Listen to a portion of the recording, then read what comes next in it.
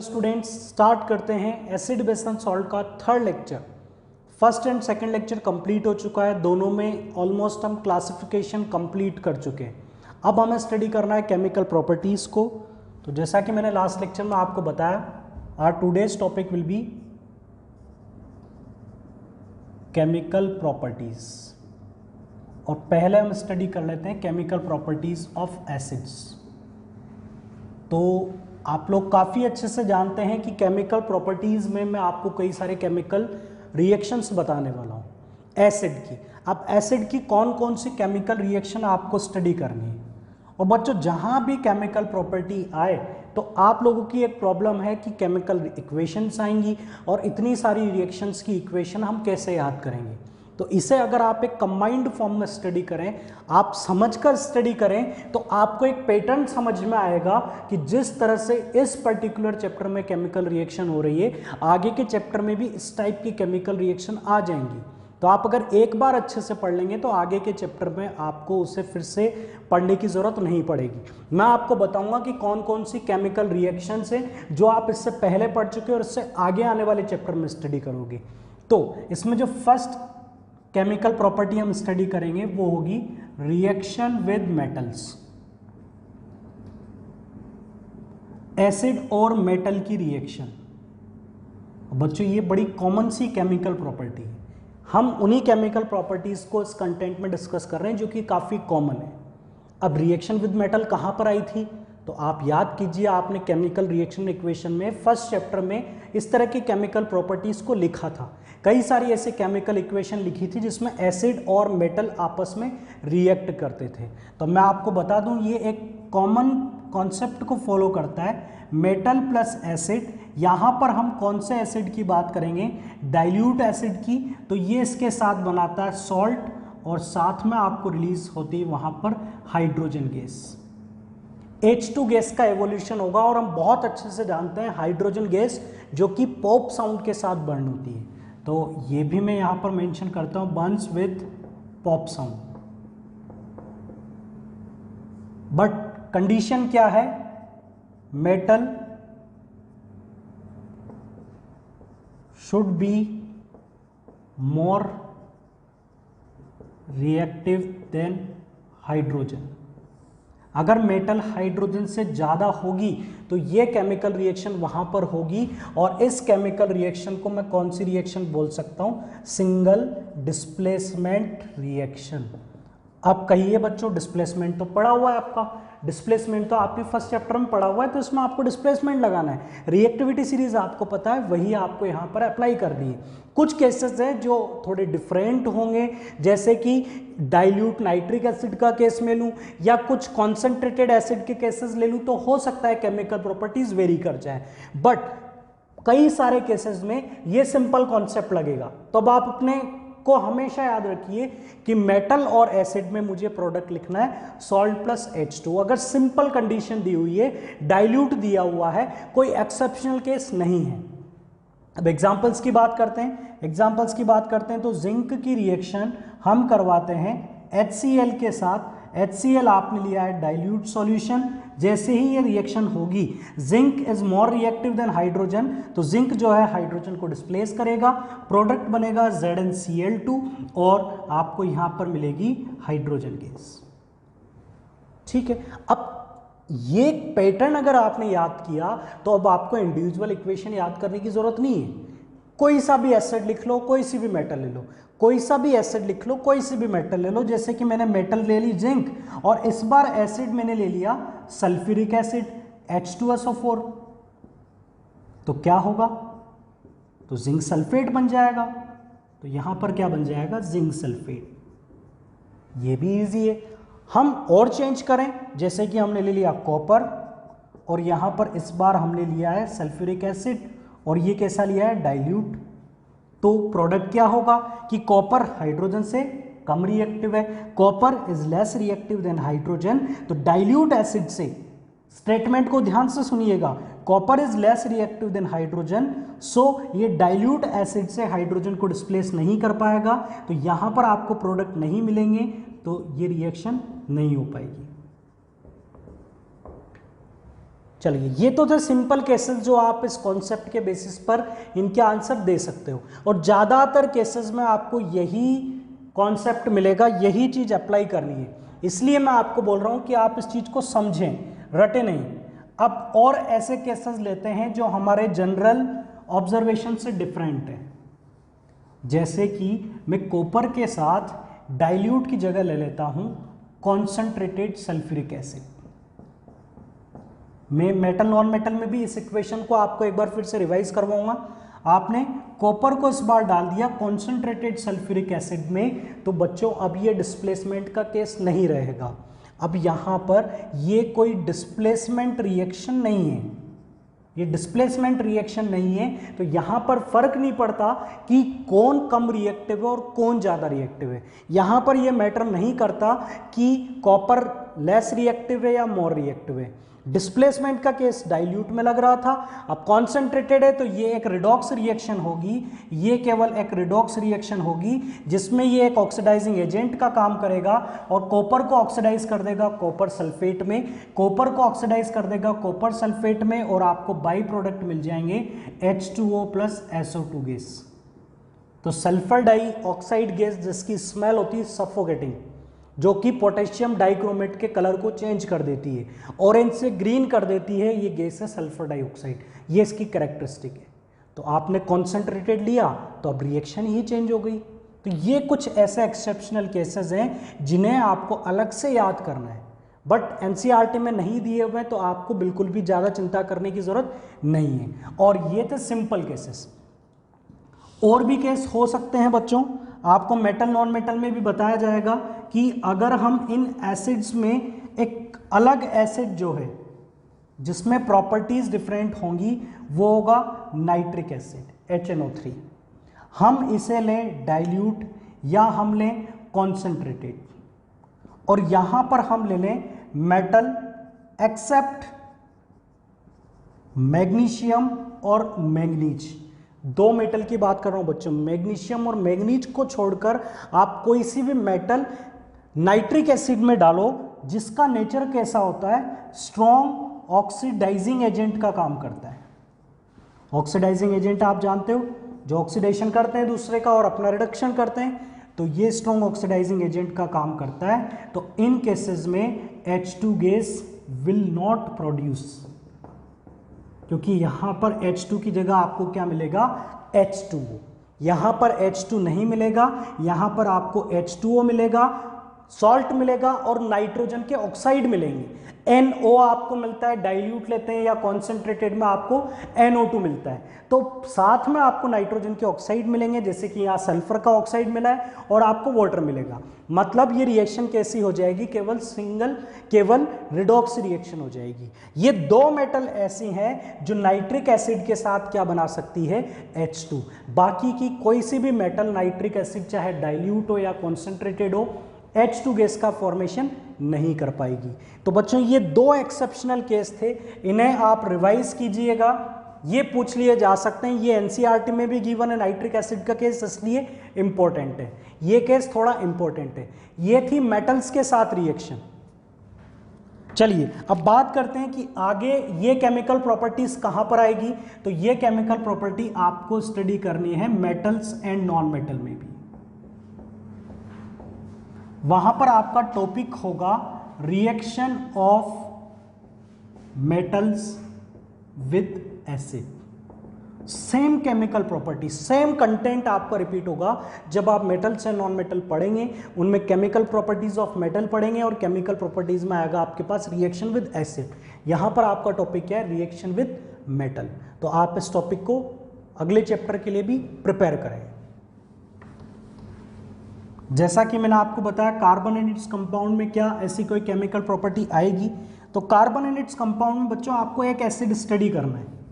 वहां पर आपको एक एसिड स्टडी करना है और वो एसिड होगा बच्चों इथेनोइक एसिड, जिससे हम बोलते हैं एसिटिक एसिड, जिसका फॉर्मूला होता है CH3COOH। ये एक टॉपिक आएगा आपका कौन से चैप्टर में, कार्बन एंड इट्स कंपाउंड में। तो वहां पर क्या करना है, वहां पर आपके पास एक इक्वेशन आएगी कि सोडियम के साथ इसकी इक्वेशन लिखिए, सोडियम के साथ इसकी रिएक्शन लिखिए। अभी हमने पढ़ा है कि ये क्या है, एक एसिड है, एसिड मेटल के साथ क्या बनाएंगे, सॉल्ट प्लस H2। तो एसिड का जो रिप्लेसेबल हाइड्रोजन है वो किस फॉर्म में चला जाएगा, H2 की फॉर्म में, और सोडियम जो है वो एसिड की जगह ले लेगा, मतलब हाइड्रोजन की जगह ले लेगा, CH3COONA प्लस H2। तो ये एक केमिकल इक्वेशन जो आपको आगे के चैप्टर में पढ़नी है, बट अब इसे याद नहीं करना है, आप खुद लिख सकते हो। तो एग्जाम में बोला जाए एसिटिक एसिड की सोडियम के साथ रिएक्शन, तो आप जानते हैं कि इस केमिकल रिएक्शन के प्रोडक्ट क्या होंगे। ये थी फर्स्ट केमिकल प्रॉपर्टी एसिड की। नेक्स्ट केमिकल प्रॉपर्टी की बात करते हैं, ये थी मेटल्स के साथ। सेकंड केमिकल प्रॉपर्टी हम स्टडी करेंगे मेटल के कंपाउंड। कौन से compound, with metallic carbonate plus और बाइकार्बोनेट।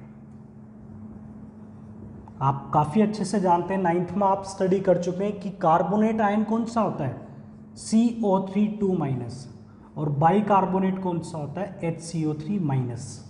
तो जिस मेटल के साथ CO3 लगा हुआ होगा उसे क्या बोला जाएगा, मेटेलिक कार्बोनेट, और जिसमें HCO3 होगा वो क्या होगा, बाइकार्बोनेट। तो एग्जांपल्स के साथ हम इसे स्टडी करते हैं। जब भी कोई एसिड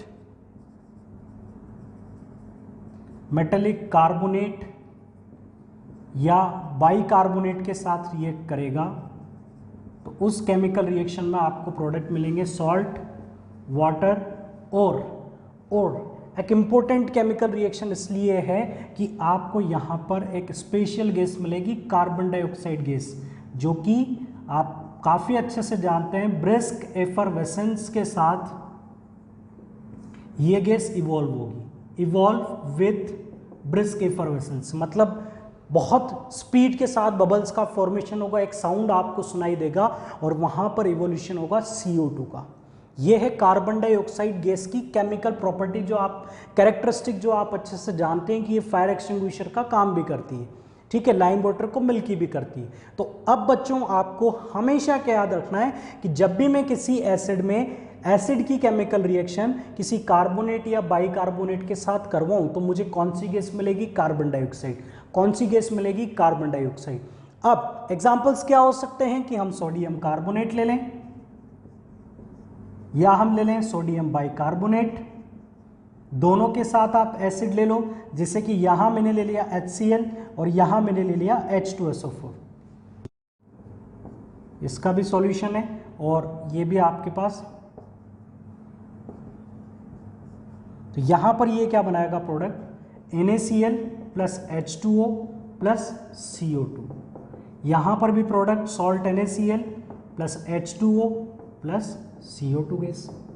डिफरेंस क्या होगा दोनों केमिकल इक्वेशन में, यहां पर आपको कॉफिशिएंट लगाना पड़ेगा 2, सॉरी यहां NaCl नहीं बनेगा, यहां पर आपने सल्फ्यूरिक एसिड लिया है, HCl लेंगे तब NaCl बनेगा, तो यहां पर आपको मिलेगा Na2SO4 सोडियम सल्फेट। तो ये थी बच्चों कार्बोनेट या बाइकार्बोनेट के साथ रिएक्शन। अब ये रिएक्शन कई जगह पर आएगी, ये रिएक्शन कई जगह पर आएगी। आप, ये होता है NaCO3, ये केमिकल रिएक्शन अगर मैं इसे रिप्लेस कर दूं एसिटिक एसिड से, इन्हें रिप्लेस कर दूं एसिटिक एसिड से CH3COOH से, तो कार्बन एंड इट्स कंपाउंड में आने वाली दो केमिकल इक्वेशन आपकी तैयार हो चुकी है। कार्बन एंड इट्स कंपाउंड में आने वाली दो केमिकल इक्वेशन यहाँ पर आपकी रेडी हो चुकी है। क्लियर बच्चों? तो जब भी कोई कार्बोनेट हो, मेटल का या बाइकार्बोनेट हो, तो आपको कौन सी गैस मिलने वाली है ये क्वेश्चन पूछा जाता है और इस पर बड़ा लेंथी क्वेश्चन बना दिया जाता है। उससे आप तभी अटेम्प्ट कर पाएंगे जब आपको ये प्रॉपर्टी पता होगी। तो केवल किसी इक्वेशन को याद करने से काम नहीं चलेगा, उस इक्वेशन के पैटर्न को याद करना पड़ेगा, जो कि मैंने यहाँ पर शॉर्ट में लिखा हुआ है। ठीक है, ये थी सेकेंड केमिकल प्रॉपर्टी। चल बात करते हैं थर्ड केमिकल प्रॉपर्टी की।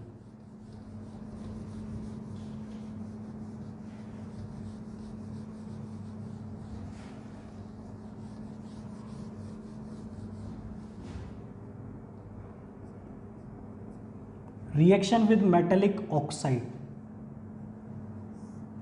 मेटेलिक ऑक्साइड, ऑक्साइड का मतलब तो आप जानते हो कि जिसमें लास्ट में क्या होगा, ऑक्सीजन होगा, मतलब O2 माइनस आयन मेटल के साथ कनेक्टेड होगा तो वो बना लेगा ऑक्साइड। इसके एग्जाम्पल्स क्या हो सकते हैं, जैसे कि Na2O है, ठीक है, Al2O3 है, और भी जो भी मेटल्स हैं उनके ऑक्साइड क्या होंगे, मेटलिक ऑक्साइड है, जैसे कि कैल्शियम ऑक्साइड है CaO, ठीक है, बहुत सारे एग्जाम्पल्स हो सकते हैं। हमें बात करनी केमिकल प्रॉपर्टी की। सबसे पहले मैं आपको ये क्लियर कर दूं कि मेटल के ऑक्साइड्स का नेचर जनरली कैसा होता है। Generally oxides of metal will show basic nature. आप स्टडी करेंगे मेटल्स एंड नॉन मेटल में कि मेटेलिक ऑक्साइड का नेचर कैसा होता है, बेसिक होता है, और नॉन मेटेलिक ऑक्साइड का नेचर कैसा होता है, एसिडिक होता है। कुछ ऐसे भी केसेस हैं नॉन मेटेलिक ऑक्साइड में जो न्यूट्रल होते हैं, और कुछ ऐसे भी केसेस हैं मेटेलिक ऑक्साइड में जो बेसिक के साथ साथ एसिडिक नेचर भी शो करते हैं, जो बेसिक के साथ साथ एसिडिक नेचर भी शो करते हैं, और ऐसे ऑक्साइड को बोला जाता है बच्चों एम्फोटेरिक ऑक्साइड। ऐसे ऑक्साइड्स को बोला जाता है एम्फोटेरिक ऑक्साइड, जो कि एसिडिक के साथ साथ बेसिक नेचर भी शो करते हैं। तो मेटल के वो ऑक्साइड जो एसिडिक और बेसिक दोनों टाइप के नेचर शो करते हैं उन्हें एम्फोटेरिक बोला जाता है। तो एम्फोटेरिक के एग्जांपल्स मैं आपको बताता हूँ, जिंक ऑक्साइड है, Al2O3 है, बेरिलियम ऑक्साइड है, टिन के ऑक्साइड है, ये सब कैसे होते हैं, एम्फोटेरिक होते हैं। ये एसिड के साथ भी रिएक्ट करते हैं, बेस के साथ भी रिएक्ट करते हैं। और बाकी ये जो ऑक्साइड्स मैंने आपके साथ सामने लिखे हैं ये सब कैसे होंगे, बेसिक होंगे। मतलब आप कौन सी केमिकल रिएक्शन करा रहे हो, एसिड की बेस के साथ केमिकल रिएक्शन करवाते हो। तो इस केमिकल रिएक्शन में आपको क्या मिलेगा, एसिड प्लस मेटेलिक ऑक्साइड। तो एसिड का जो हाइड्रोजन है वो इसके ऑक्सीजन के साथ मिलकर बना लेगा वाटर, आपको प्रोडक्ट मिलेगा सॉल्ट प्लस H2। आपको प्रोडक्ट मिलेगा सॉल्ट प्लस H2O। एक केमिकल इक्वेशन ले लेते हैं, HCl प्लस कैल्शियम ऑक्साइड, आपको प्रोडक्ट मिलेगा CaCl2 प्लस H2O। आपको प्रोडक्ट मिलेगा CaCl2 प्लस H2O। और कोई केमिकल इक्वेशन, और केमिकल इक्वेशंस हो सकती है, जैसे कि हम बात करें H2SO4 plus sodium oxide Na2O, आपको मिलेगा Na2SO4 plus H2O।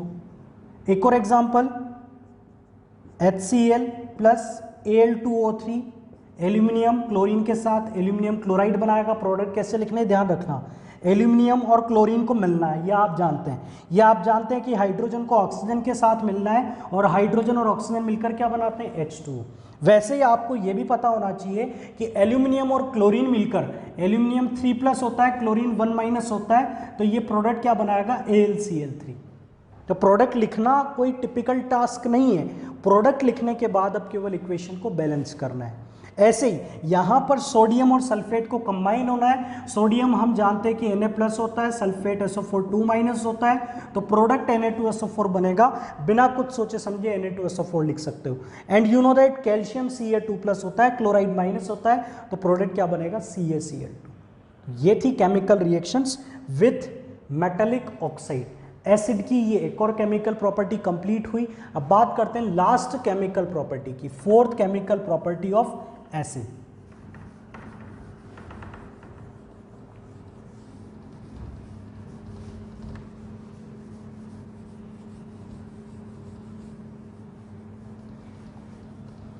Reaction with base. अब क्या हुआ, हमने तो उन दोनों टॉपिक में रिएक्शन करवा दी। इस चैप्टर के दो मेजर टॉपिक एसिड और बेस, और हम उन्हीं में केमिकल रिएक्शन को स्टडी कर रहे हैं। ठीक है, ये कोई नई केमिकल रिएक्शन नहीं है, आप क्लास 7th में आप इसे स्टडी कर चुके हो। ठीक है, when acid react with base, हम बहुत अच्छे से जानते हैं एसिड बेस के साथ रिएक्ट करेगा, सॉल्ट प्लस वाटर का फॉर्मेशन होगा, और एक लार्ज अमाउंट में एनर्जी रिलीज होगी। मतलब ये जो केमिकल रिएक्शन है ये कैसी होगी, एक्सोथर्मिक होगी। इससे पहले जो रिएक्शंस आपने पढ़ी है वो भी एक्सोथर्मिक होती है। ठीक है, और इसे बोला जाता है न्यूट्रलाइजेशन रिएक्शन। इसे बोला जाता है बच्चों न्यूट्रलाइजेशन रिएक्शन। तो आपसे पूछा जाए कि न्यूट्रलाइजेशन रिएक्शन क्या होगी, तो reaction between acid and base to form salt and water is known as neutralization reaction. Reaction between acid and base to form salt and water is known as neutralization reaction. इसमें बच्चों हम ले लेते हैं example, जैसे कि हमने base लिया NaOH, एसिड लिया HCl, तो ये दोनों रिएक्ट करेंगे। सॉल्ट क्या बनेगा, H और OH मिलकर बना लेंगे वाटर, H और OH मिलकर बना लेंगे वाटर। और बच्चों हमेशा ध्यान रखना, अलग अलग केमिकल इक्वेशन, एक और केमिकल इक्वेशन ले लेता हूँ, कैल्शियम हाइड्रोक्साइड प्लस H2SO4। मैंने दो केमिकल इक्वेशन ली, दोनों का नाम है न्यूट्रलाइजेशन, बट दोनों में कॉमन क्या है, दोनों में कॉमन रिएक्शन कौन सी हो रही है, H और OH का मिलना। इसमें भी H प्लस OH माइनस मिलेगा, इसमें भी H प्लस OH माइनस मिलेगा। तो आप ध्यान रखिए कि ये H प्लस और OH माइनस का कॉम्बिनेशन ही क्या होता है, न्यूट्रलाइजेशन होता है। इसी की वजह से क्या होती है, एनर्जी रिलीज होती है। तो ये H प्लस और OH माइनस मिलकर H2O बना लेंगे दोनों केसेस में। अब आपको बनाना है सॉल्ट। सॉल्ट बनाने के लिए आपको पता है कि Na क्या होता है प्लस और क्लोरीन क्या होता है माइनस, तो फॉर्मूला क्या बनता है NaCl। ये तो बच्चे को याद है कि सोडियम क्लोरीन क्या बनाएंगे, सोडियम क्लोराइड। कैल्शियम आप जानते हैं Ca2 प्लस, सल्फेट आपको पता है SO4 2 माइनस। जब दोनों पर इक्वल चार्जेस होते हैं तो प्रोडक्ट क्या बनेगा, CaSO4। प्रोडक्ट क्या बनेगा, CaSO4। तो प्रोडक्ट यहाँ पर आप लिख लें कैल्शियम सल्फेट प्लस वाटर। तो ये दो न्यूट्रलाइजेशन रिएक्शन आपने लिखी है, ठीक है। एक केस हमेशा ध्यान रखना, जब आप स्ट्रॉन्ग बेस के साथ स्ट्रॉन्ग एसिड को रिएक्ट करवाते हो तो दोनों केसेस में एनर्जी तो रिलीज होगी, बट इस केस में जो एनर्जी रिलीज होगी वो होगी 57.1 किलो जूल। अगर दोनों में से कोई भी एक वीक है तो फिर इस एनर्जी का अमाउंट 57.1 से कम होगा, इस एनर्जी का अमाउंट 57.1 से कम होगा, ठीक है। तो ये थी न्यूट्रलाइजेशन रिएक्शन, मींस एसिड की चारों केमिकल प्रॉपर्टीज कंप्लीट हो चुकी है, मेटल के साथ, मेटलिक कार्बोनेट, बाइकार्बोनेट के साथ, ऑक्साइड के साथ और बेस के साथ में। क्लियर। तो आप रिवाइज करें, जब मेटल के साथ रिएक्शन होगी तो ज्यादातर केसेस में डिस्प्लेसमेंट होगा, सॉल्ट प्लस H2 का फॉर्मेशन होगा, और कार्बोनेट के साथ होगा तो सॉल्ट वाटर CO2, और ऑक्साइड के साथ सॉल्ट प्लस वाटर, और न्यूट्रलाइजेशन में भी आपको क्या मिलेगा, सॉल्ट प्लस वाटर, क्योंकि मेटेलिक ऑक्साइड भी एक तरह से क्या है, बेसेस ही है। तो आप वो भी कैसा केस होगा, एक तरह से न्यूट्रलाइजेशन होगा। अब बात करते हैं chemical properties of basis, base की केमिकल प्रॉपर्टीज। तो इसमें फर्स्ट केमिकल प्रॉपर्टी तो यही होगी, रिएक्शन विथ मेटल, ठीक है बच्चों। तो थोड़ा सा जैसे कि क्लासिफिकेशन हमने स्टडी किया एसिड और बेस का, एसिड का क्लासिफिकेशन थोड़ा टिपिकल है बट बेस का क्लासिफिकेशन इजी है। केमिकल प्रॉपर्टीज की बात करें तो एसिड की केमिकल प्रॉपर्टी इंटरेस्टिंग है, इजी है, बट बेसिस की केमिकल प्रॉपर्टी थोड़ी सी टिपिकल है और वो हमें याद करनी ही पड़ती है। इसे आपको याद ही करना है। यहाँ पर मेटल में केवल एक ही केस बच्चों आपको याद रखना है, सोडियम हाइड्रोक्साइड का, NaOH की केमिकल रिएक्शन, ठीक है। NaOH की केमिकल रिएक्शन जिंक के साथ, एल्यूमिनियम के साथ, या आपसे पूछ ली जा सकती है टिन के साथ में, बट ज़्यादा कॉमन ये दोनों है, ठीक है। इनके प्रोडक्ट भी बड़े सिंपल हैं, Na2ZnO2, जिसे बोला जाता है सोडियम जिंकेट प्लस H2। काम की बात यह है कि मेटल एसिड के साथ भी H2 बना रही है और बेस के साथ भी H2 बना रही है, बट बेस में हमें यही इक्वेशन याद करनी है केवल। एक है सोडियम एल्यूमिनियम के साथ NaLO2, जिसे बोला जाता है सोडियम मेटा एल्यूमिनेट, यहां पर भी आपको मिलेगा H2। नेक्स्ट केस होगा Na2SnO2, इसे बोला जाएगा सोडियम स्टेनेट। तो थोड़ा कॉम्प्लिकेटेड केसेस हैं, आपको याद करने, ठीक है, बट ज़्यादा कॉमन है जिंक और एल्यूमिनियम के साथ में। तो ये वो मेटल्स मैंने ली हैं बच्चों, ये वो मेटल्स हैं जिनके ऑक्साइड कैसे होते हैं, एम्फोटेरिक हैं।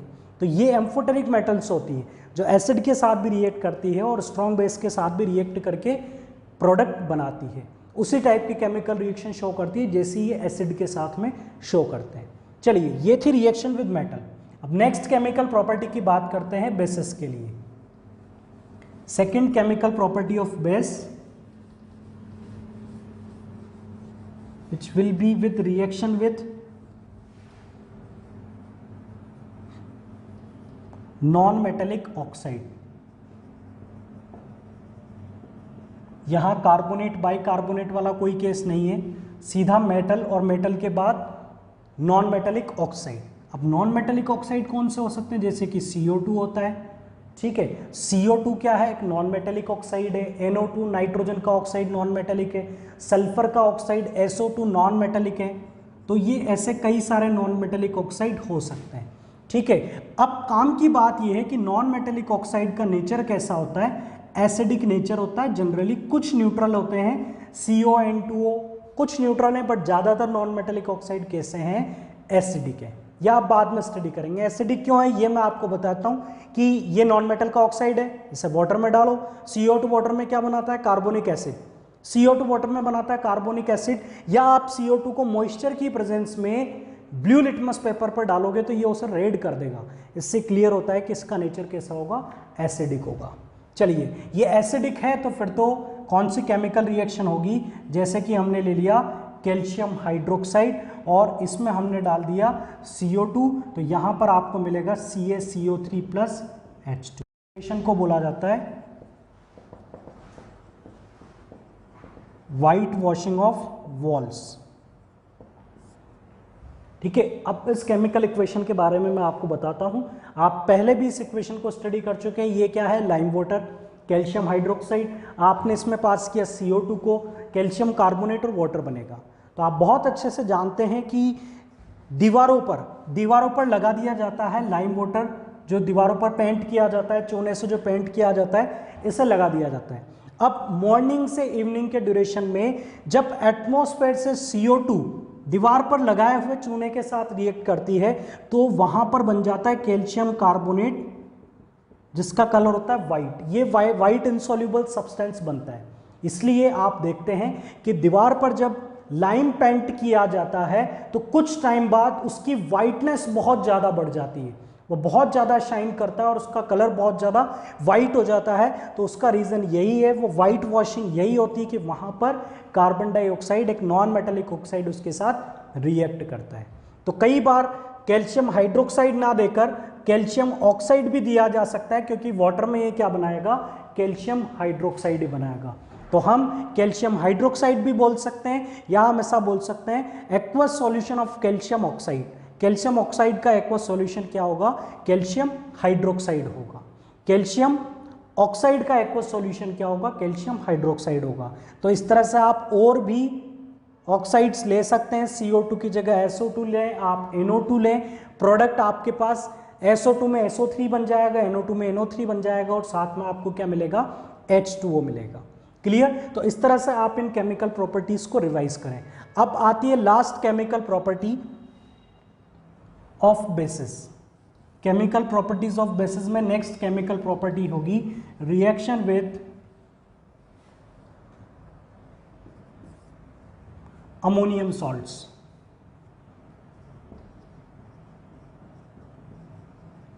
अब अमोनियम आपको पता है, अमोनियम कौन सा आयन होगा, NH4+, और इसके सॉल्ट क्या हो सकते हैं, NH4Cl, NH4 whole twice SO4। ये अमोनियम सॉल्ट है। इनकी केमिकल रिएक्शन बेस के साथ क्यों पढ़ रहे हैं उसे हम देखते हैं। इन्हीं दोनों के एग्जांपल्स ले लेते हैं। यहाँ पर हम ले लें कैल्शियम हाइड्रोक्साइड, यहाँ पर आप ले लीजिए मैग्नीशियम हाइड्रोक्साइड। ध्यान से देखिएगा बच्चों, इसमें आपको प्रोडक्ट मिलेगा कैल्शियम क्लोराइड, कैल्शियम और क्लोरीन, कैल्शियम क्लोराइड। मैग्नीशियम और सल्फेट बना लेंगे मैग्नीशियम सल्फेट, MgSO4। अब ये अमोनियम और OH, ये अमोनियम और OH फर्दर डिकम्पोज हो जाएगा H2O + NH3 में, H2O + NH3 में। तो यहाँ पर आपको कौन सी गैस मिलेगी, अमोनिया गैस मिलेगी। कौन सी गैस का फॉर्मेशन होगा, अमोनिया का।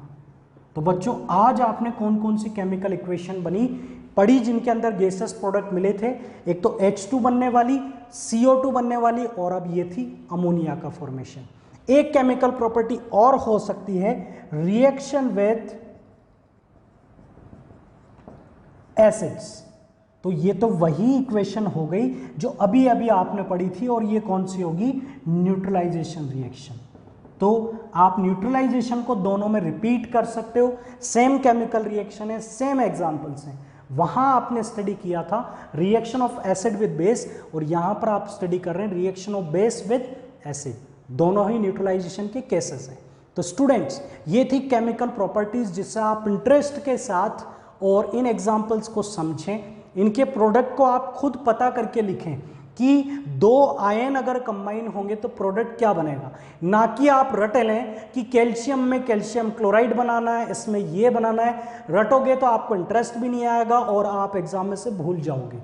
तो आप इस कॉन्सेप्ट को प्रॉपर तरीके से स्टडी करें, समझकर स्टडी करें, ताकि आप इसे आने वाले चैप्टर्स में भी अप्लाई कर सकें। सो स्टूडेंट्स ये था हमारा थर्ड लेक्चर जिसमें केमिकल प्रॉपर्टीज तक हम कंप्लीट कर चुके हैं। अब हम दूसरे टॉपिक्स पर जाएंगे जिनमें हम extra topic pH neutralization study करेंगे, उसके बाद सॉल्ट स्टडी करेंगे। So students thank you very much for watching this lecture.